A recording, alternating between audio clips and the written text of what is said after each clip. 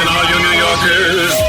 Excuse me, taxi. Okay, man, we're looking around. This is the 77 WABC minicast. We've got Mike Faulkner, former Deputy Treasury Secretary and top economist at AFPI, America First Policy Institute, and the great John Carney, co-author of the Daily Breitbart Business Digest.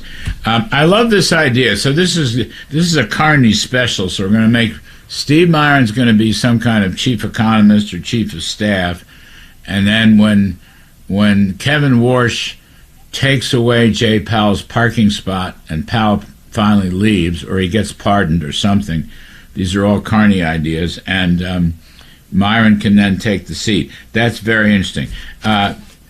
Let's see, Mike Faulkner. What happens on interest rates? Give me some speculation on interest rates. Mike, are you there? Mike Faulkner? I'm here. Can you hear me? Yeah, I got you. I think it's going to be a while. I think it's going to be a while before Warsh can get interest rates down. I think until the Iran situation is resolved and you start to get a reversal of some of the increase in energy prices so that the headline CPI number starts coming down, I don't think he's good. I think he needs to build credibility as an inflation fighter, as an inflation hawk, and until the CPI number starts coming down, I don't think he can do anything about bringing down rates. I reject the notion that rates are on the verge of going up. I saw Waller said something about rates, maybe the next interest rate move being an increase. I don't think that makes any sense because the cause of the recent inflation is from the closure of the Strait of Hormuz and the energy shock that's going on from the Iran war. That's going to be resolved. And so I think that the Fed should be looking through it. So I reject notions of raising rates, but I don't think that we can get a rate reduction through until the Iran situation is resolved. I tend to agree with you, John Carney. I think, John, right now, if you subscribe to the supply side views and the productivity views from AI and so forth, and there's a tremendous business boom going on, which I know you've pointed out. It's AI related, but it's really covering the whole economy. I mean, I think the supply side view right now is to do nothing, and hope that something good happens in Iran, although it's got to be something truly good, not just some phony deal. But putting Iran politics aside, I think the right view is to just do nothing. I think Mike Faulkner is right about the credibility. And Kevin's got to sort of consolidate, right? He's got to establish himself inside the institution. He's got other changes that he can make besides interest rates, John. That's right. I think what he should concentrate on is not, I'm going to cut interest rates as soon as I get in. That's clearly with Waller's speech made it very clear that that's not going to happen. You had Barkin give a speech, Waller give a speech. Waller laid out a pretty rational case for, even though this is energy, the recent surge in inflation is caused by the Strait of Hormuz, that if you get too many of these like one-offs in a row, it's a little bit like when corporations would keep repeating, we had a bad quarter, but it was just because of a one-time event. But if it happens every time, then you start to worry that maybe it's permanent. That's what Waller said, why maybe there needs to be a hike. I don't think that there does. And I think that if this starts to come off quickly because we get a real resolution, then it will open up the possibility for a rate cut, but not yet. So that means that what Warsh should do is focus on what he talked about, which is like, let's reform the institution. Let's restore the credibility. Not, the Fed always talks about credibility in terms of inflation and monetary policy, but let's restore the credibility of it as an analyst of the economy. It really has, in my mind, has really ruined its ability for us to rely on it that it understands the economy. He can rebuild that, but he'll have to either make changes in the personnel or make sure that he can get the staff on board. Yeah, all good points. Mike Faulkner, there's an interesting piece out by my friend Ira Stoll is a longtime journalist.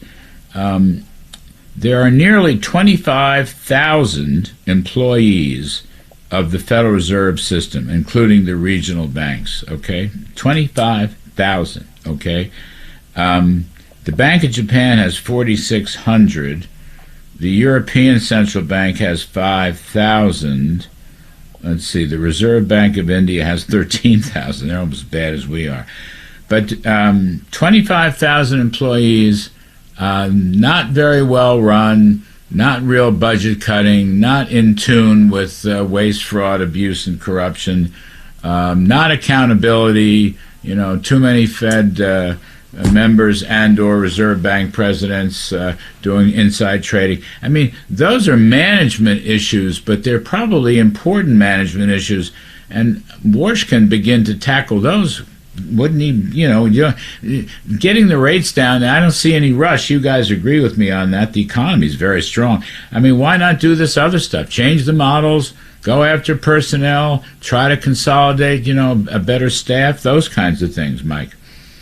I agree entirely. I think Warsh needs to start with a full review of the economic model of the Fed, but also of the employment activities and where resources are being allocated. So, the Fed does have a large supervisory staff because post Dodd-Frank, they were given responsibility for supervision of bank holding companies. And I actually do think that the Fed might be in a better position to monitor some of the cyber risk confronting the banks than either the OCC or the FDIC, merely because they have more flexibility on hiring and on salaries. Because I can tell you that one of the problems we had at Treasury was being able to hire people at market wages to go do reviews of cybersecurity threats. And I think that's a major issue with the AI advancements, is what are the threats to the financial industry of cyber, and I think the Fed might be the right place to do that. But yes, we probably have too many people. We do need to review some of the communication failures coming out of the Fed. We do need to review some of the tools that were deployed during the financial crisis that never got put to bed. And we do need to think about what is the long-term size of the Federal Reserve. How much does it start as the financial assets that the Fed's holding start to mature?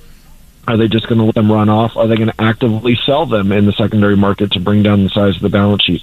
All of those things Kevin Warsh has already started thinking about and should conduct a full review of to make sure that if you get the role of the Fed more narrow, more scripted down to what its legal authority has been, you're in a much better position to maintain the independence over monetary policy. Yeah. John Carney, in the last minute, you wrote a great piece on the AI productivity boom. It's legit. It's going to have wonderful consequences down the road, but it's not inflationary, John.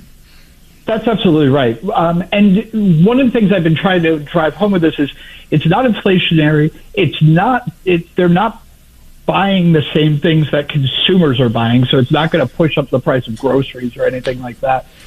Also, as it increases productivity over time, it will be disinflationary. But even more important, I think people have to understand that the AI boom is not just a bunch of hiring a bunch of tech people. This isn't something like social media. There's actually it's Caterpillar is benefiting from this. GE Vernova is benefiting. It is spreading out throughout the economy because what we need are data centers. We need electricity. So this is not a narrow boom. It's actually a quite broad boom that will really benefit the economy. It's a lost art, but the stock market, which is booming, okay, it's booming. And it doesn't need any changes in rates right now. It's just booming on profits and AI and all the rest of this stuff. It's telling you that the future economy, presumably with a year lead or some such thing, it's just telling you the economy is in very, very good shape. Even stronger with that. People now, the market now is telling us that interest rates are more likely to go up than down, but the stock market is still booming.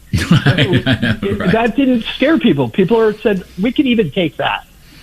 Yeah, well, the bond market is still in a range. People are panicking over things that they shouldn't panic over. One big, beautiful bill Mike Faulkner, you were essential when you were the deputy at Treasury to get this goddamn thing through.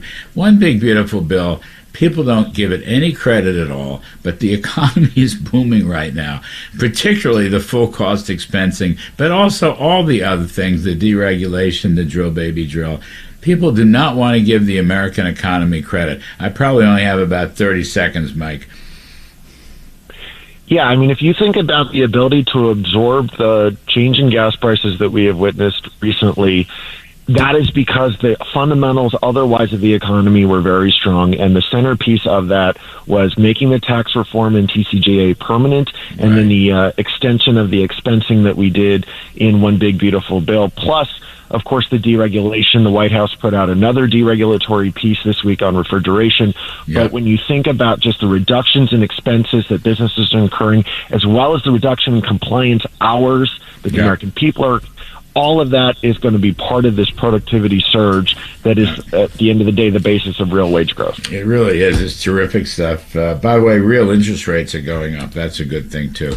Thank you, gentlemen. John Carney of Breitbart, Mike Faulkner, former Deputy Treasury Secretary. I appreciate your flexibility. Folks, we're going to take a quick break, and then we're going to come to former National Security Advisor Alex Gray. Some more on these Iran rumors. I'm Kudlow. Please stay with us. The Larry Kudlow Show on the Red Apple Podcast Network.